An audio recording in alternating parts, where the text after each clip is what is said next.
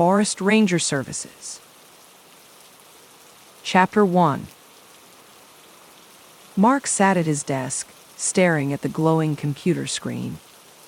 The cursor blinked steadily, taunting him. He let out a deep sigh and rubbed his eyes. Another pitch rejected. He'd spent weeks researching the recent spate of disappearances in America's national parks. Experienced hikers vanishing without a trace, leaving behind confused loved ones and mystified park rangers. He'd pored over old case files, interviewed family members, consulted experts. His article had laid out the eerie similarities between the cases, the otherworldly circumstances surrounding the vanishing hikers. He'd been sure this was finally his big break, a chance to be taken seriously as an investigative journalist. But just like all the other times, the rejection email came swiftly. Too speculative, not our focus, lacks evidence. Mark pushed back from the desk and paced around the cramped studio apartment. He gazed out the smudged window at the city skyline, the lights of downtown blinking in the distance. There had to be something more he could do, some way to get access to the inside information he needed to crack these cases wide open. The Rangers clearly knew more than they publicly let on. If only he could get in with them, gain their trust. Be present on the ground when new disappearances occurred or leads emerged. A slow smile spread across Mark's face. That was it. He would join them. Become a park ranger himself. It was perfect. He could train alongside them, patrol the wilderness, sit around the campfires swapping stories. Get his boots on the ground, be there on site whenever someone new went missing. It would open up to one of their own. He could subtly keep his own notes, piece together the bigger picture. And when he finally had enough pieces for definitive answers, his article would stun the world. Mark's smile widened as he imagined the front page headlines, the website click counts, the finally being taken seriously. This was it. Time to solve the national park disappearances once and for all. Chapter 2. Mark arrived at the park headquarters, a duffel bag slung over his shoulder and a baseball cap shielding his eyes from the morning sun. Other ranger trainees milled about ahead of him, tightening straps on backpacks and boots, chatting excitedly in small groups. Mark took a deep breath, thrilling in the smell of pine trees and fresh air. This was his first step toward getting the answers he sought. As the trainees were put through orientational paces, Mark kept a polite but slightly distant manner. He wanted to remain focused on his own mission, careful not to seem too outright curious about official park disappearances. There would be time for subtle probing later.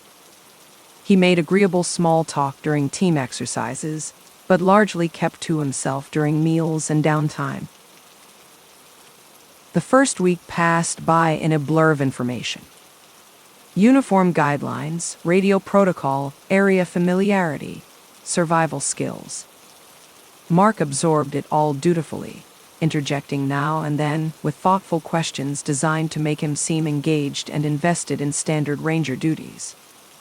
By the second week, the trainees had earned more trust and independence. Mark kept up his affable but enigmatic demeanor as their access to park areas increased. He carried his pocket notebook discreetly, jotting down coordinates and landmarks that might prove useful later. It wasn't until the third week that Mark got his first real leads.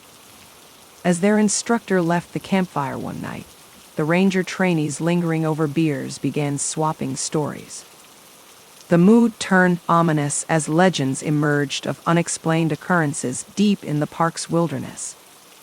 Strange noises with no identifiable source, areas where compasses spun out of control, encounters with creatures that vanished upon approach.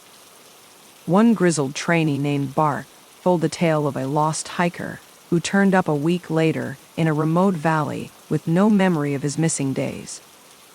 Mark carefully steered the conversations whenever he could, gleaning vague insights into the secrets these woods held. Later, as the others slept, Mark lay awake cataloging everything he'd learned. This would require finesse, patience, gaining true trust among the rangers.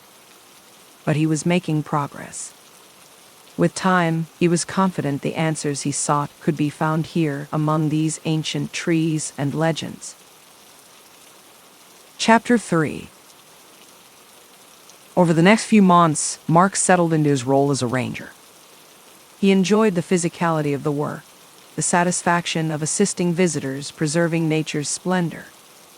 But he never lost sight of his deeper purpose. He befriended a jovial ranger named Sam, who swapped hiking stories over supper in the mess hall. One calm evening at the campfire, Sam revealed a personal tragedy that still haunted him, the loss of his father, who had vanished along with his team of student hikers decades ago. The case remained open, no answers ever found. Sam's voice quavered as he recalled being a boy desperate for hope of his father's return. Mark listened intently, interjecting tactful questions, professing sympathy for Sam's loss. Inside, his mind churned. This was exactly the kind of long-term disappearance case that might hold secrets. Unsettling similarities existed with recent missings, hints pointing towards something unnatural plaguing these parks.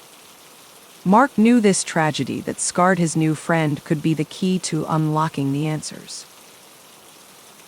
Over the ensuing weeks, he and Sam grew closer. Mark took care to maintain a compassionate, trustworthy countenance with the grieving ranger.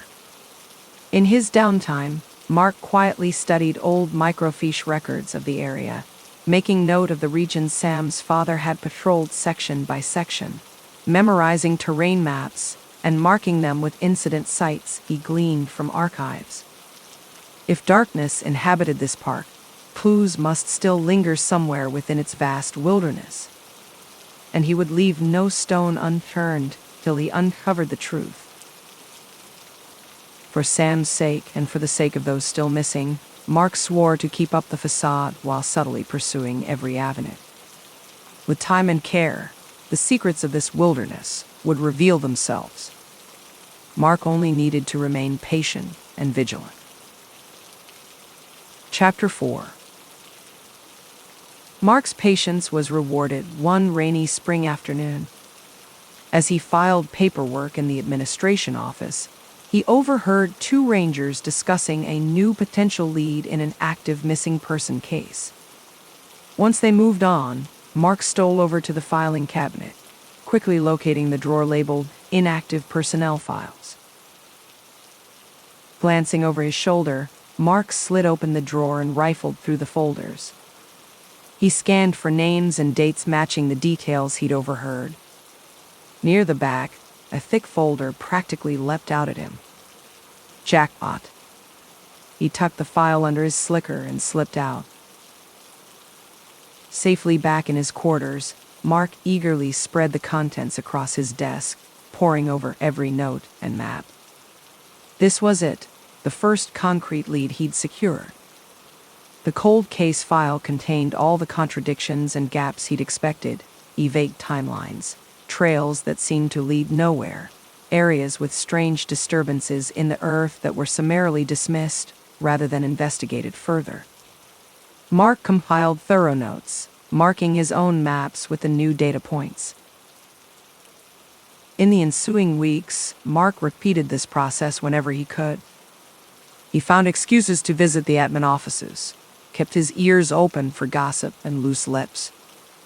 One by one, he smuggled out files on other cold cases full of tantalizing omissions. Late at night, he analyzed the patterns and oddities across cases, slowly assembling a picture of the dark forces at play beneath the forest's tranquil facade. Rumors of this renegade researcher began to swirl among the rangers, but Mark didn't care. He was making progress now, real, tangible progress. The truth tugged at him from just beyond reach, shrouded in mystery and strange happenings. But surely, with enough data points, he could pierce that veil. Mark shunned companionship, seldom leaving his quarters when not on duty. He knew the other rangers disapproved of his methods, but he needed to follow the trail wherever it led. Soon he would have enough to crack this wide open. Vindication and answers were so close now. He could feel it. Chapter 5.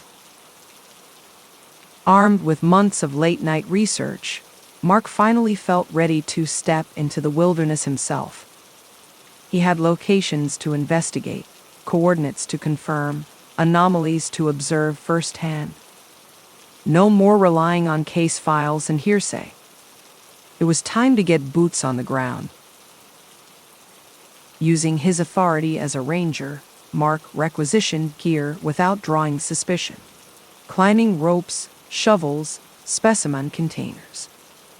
When his duty shifts ended, he slipped away unnoticed into the shadowy backcountry. Moving as quick and stealthy as he could, Mark followed old trails to the sites that called to him from the files. His first excursions yielded little aside from the occasional rusted artifacts.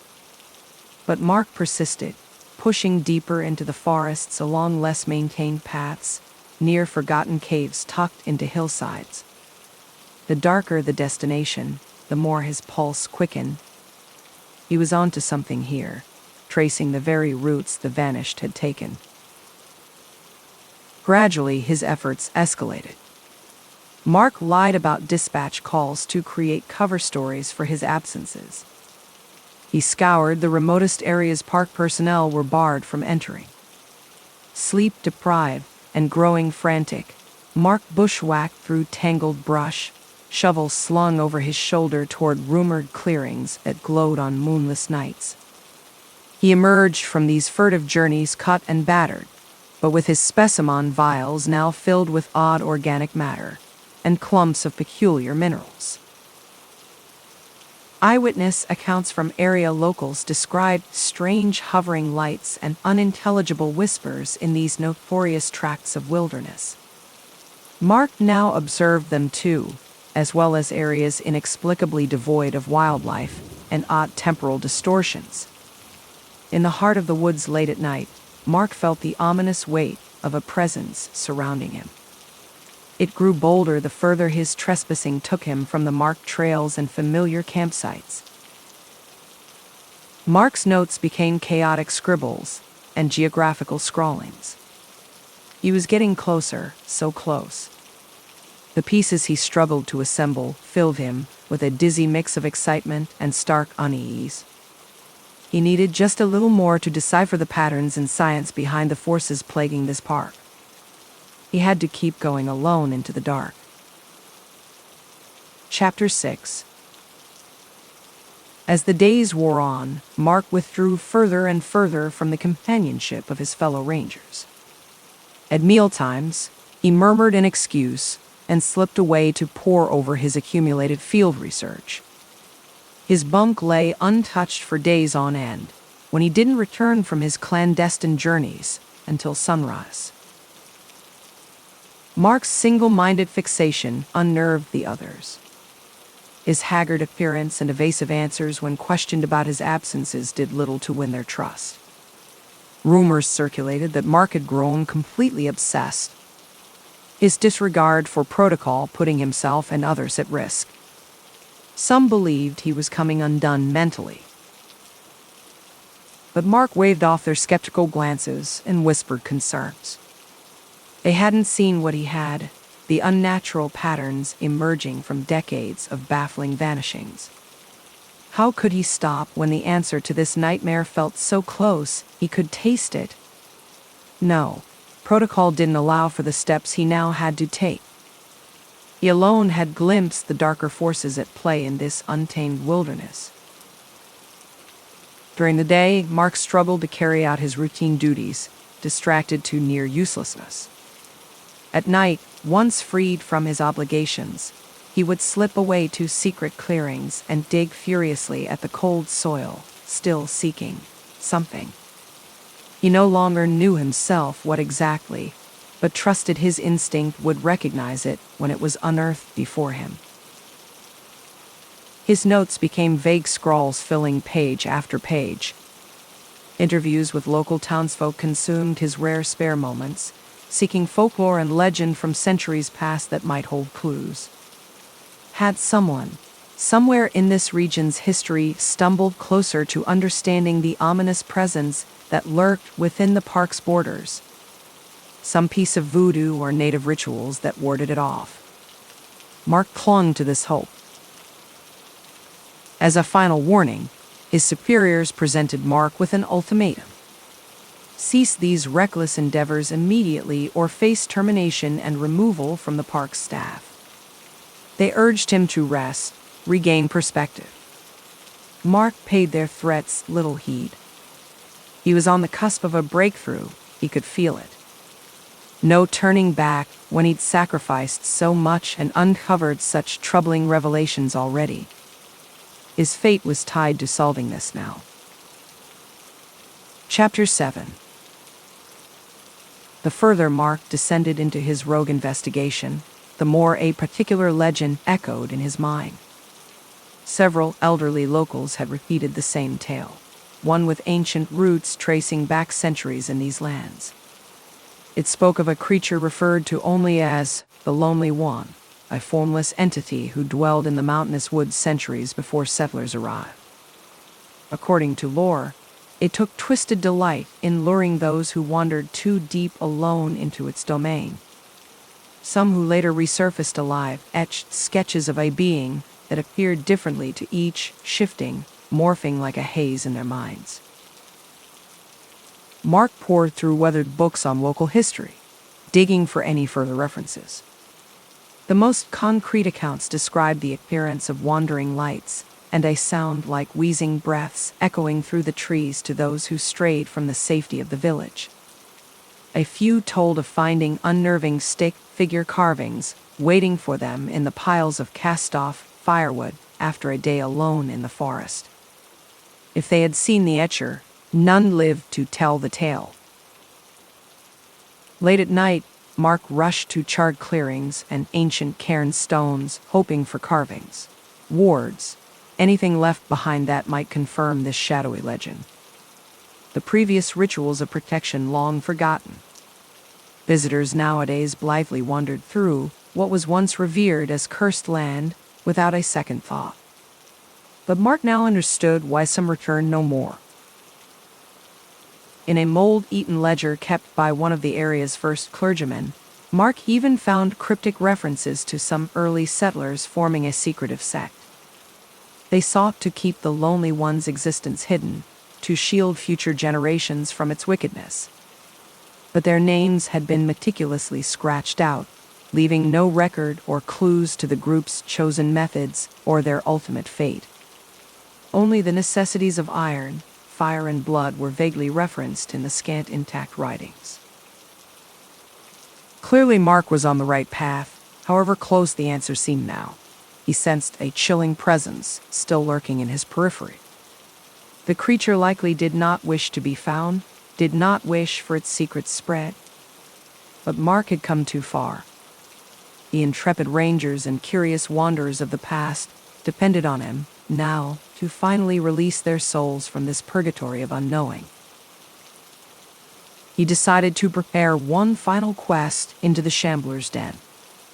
For good or for ill, the legend of the Lonely One ended tonight. Chapter 8.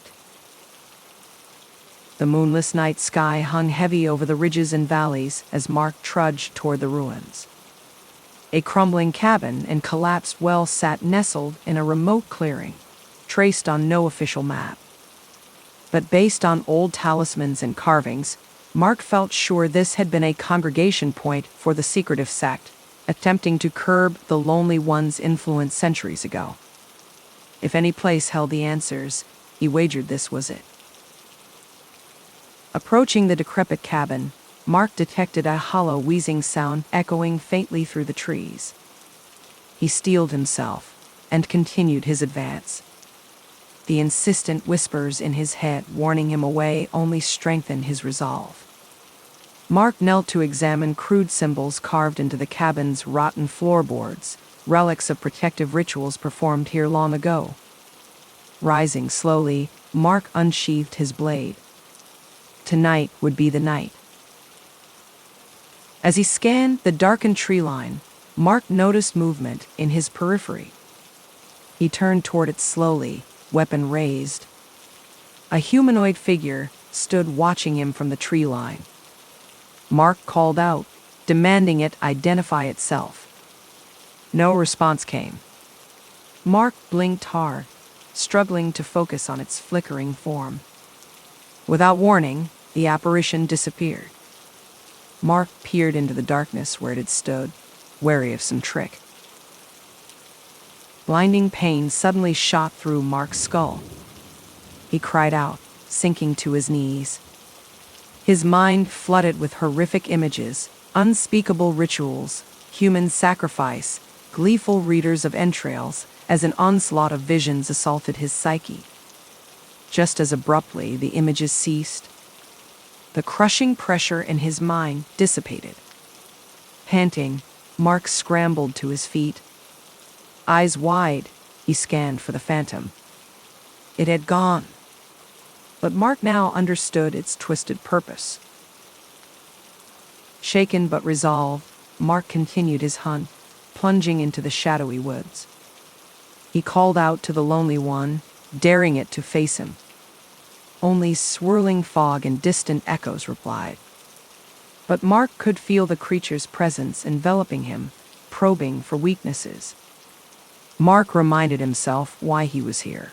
For truth, for justice, for closure. He would not falter now. If the lonely one demanded one final sacrifice before revealing itself, so be it. Bolstered by purpose, Mark marched toward the heart of the darkness. If he was to disappear tonight, at least he would do so with eyes wide open to what lurked within the void. Chapter 9. Sam wiped the sweat from his brow as the search team prepared to move out. It had been over a week now, with no sign of Mark. The park rangers had deployed grids, dogs, helicopters. But only silence greeted them from within the dense wilderness. As a Reddit thread exploded with theories about Mark's disappearance, Sam felt that old familiar heartache. No matter how much time passed, these wounds never fully healed. But with no trace of Mark yet found, he knew the duty that lay ahead of them that day. The team checked and rechecked their equipment. Search and rescue efforts would continue. But the tone had shifted now in quiet recognition of what likely lay ahead. It was time to begin looking for remains. The group moved steadily through the brush, tracing grid patterns carefully. They stayed within shouting distance, knowing how easy it was to become disoriented. How quickly the dense forest could swallow someone up. As the day wore on with no significant finds, Sam felt the growing pit of despair in his stomach. Would Mark's loved ones ever have true closure? In a small clearing, a glint of metal caught Sam's eye. Sam approached slowly, kneeling down to inspect the object. It was a small dictaphone recorder, scratched and dented, but still intact. Hands shaking, Sam pressed play. Crackling recording began. If anyone finds this, it means I'm already gone. Please, listen carefully.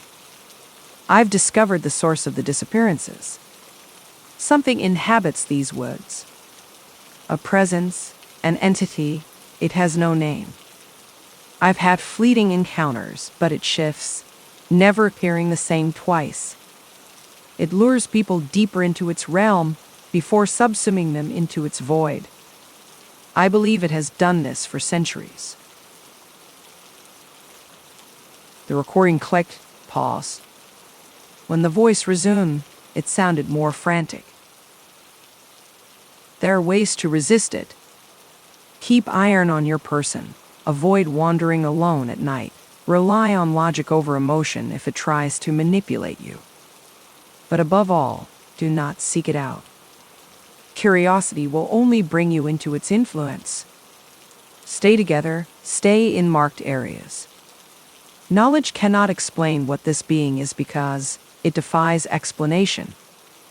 It simply exists, hungry, patient, forever waiting. Another long pause, then barely a whisper. It knows I've seen it now. It wants me to understand before. The recorder clicked off. Sam sat in stunned silence, processing the cryptic warnings. He rewound to listen again, burning the words into his mind. However Mark had angered this nameless entity, he seemed resigned to his fate, wanting only to warn others away from the dangerous path that had consumed him. The search party conferred, uncertain how to proceed with this unsettling new evidence. Burning questions remained, but the woods stood eerily calm around them. For now, the hungry darkness slept again. Debates raged well into the night on whether to share Mark's tale. In the end, officials quietly logged the recorder as inconclusive evidence. The case slipped back into obscurity. Campfire tales were shared less and less, but Sam never returned to those woods again alone. And, deep down, he knew the entity Mark described still wandered there, watching and waiting patiently for its next lost soul. The end.